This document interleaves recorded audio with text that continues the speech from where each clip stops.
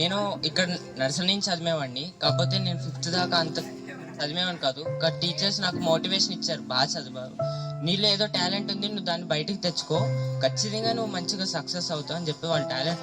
Madam కూడా నాకు అప్పుడప్పుడు ఏదైనా తప్పు రైట్ చేసుకోవాలో చెప్పేవారు. అది గుర్తుపెట్టుకుని కొంచెం నాలో ఏదైతే తప్పులు సరి చేసుకుంటూ వచ్చానో.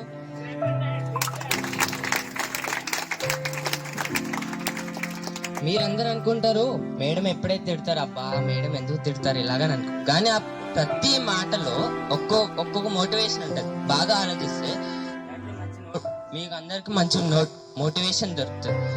చాలా మంది అనుకుంటారు, ఈవెన్ మీ ఆల్సో అప్పుడప్పుడు అనుకునేవాడిని, కానీ తర్వాత నాకు అర్థమైంది మేడం చెప్పే మాటల్లో ప్రతి ఒక్కటి నాకు, నేను బయట అటు చూస్తాం కదా ఈ వయసులో పెరుగుతున్నప్పుడు, అప్పుడు ఒక్కొక్క సిచ్యువేషన్లో ఆ మాటలు గుర్తు వస్తాయి.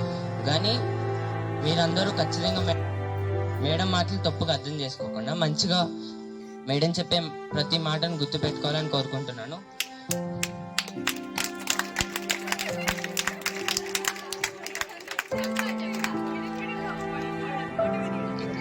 ఓకే మ్యామ్, ఖచ్చితంగా తెచ్చుకుంటాను. మీరు నన్ను ఇంత మోటివేషన్ చేసినందుకైనా తెచ్చుకుంటాను.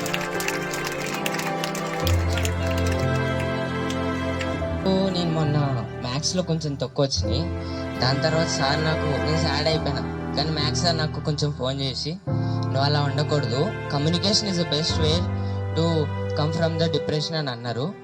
అంటే మీరు ఎప్పుడైనా ఏదైనా తక్కువ, మీరు ఎప్పుడు సాడ్ అయిపోకూడదు. ఎలాగైనా నెక్స్ట్ టైం ఖచ్చితంగా మంచి మార్క్స్తో పాస్ అవుతాను, ఎలాగైనా ముందు వస్తాను అని గుర్తు పెట్టుకోవాలి. అందుకని నాకైతే మ్యాథ్స్ చెప్పారు, అది గుర్తు పెట్టుకున్నాను. కొంచెం తర్వాత నుంచి కొంచెం మంచిగా మాట్లాడుతున్నాను.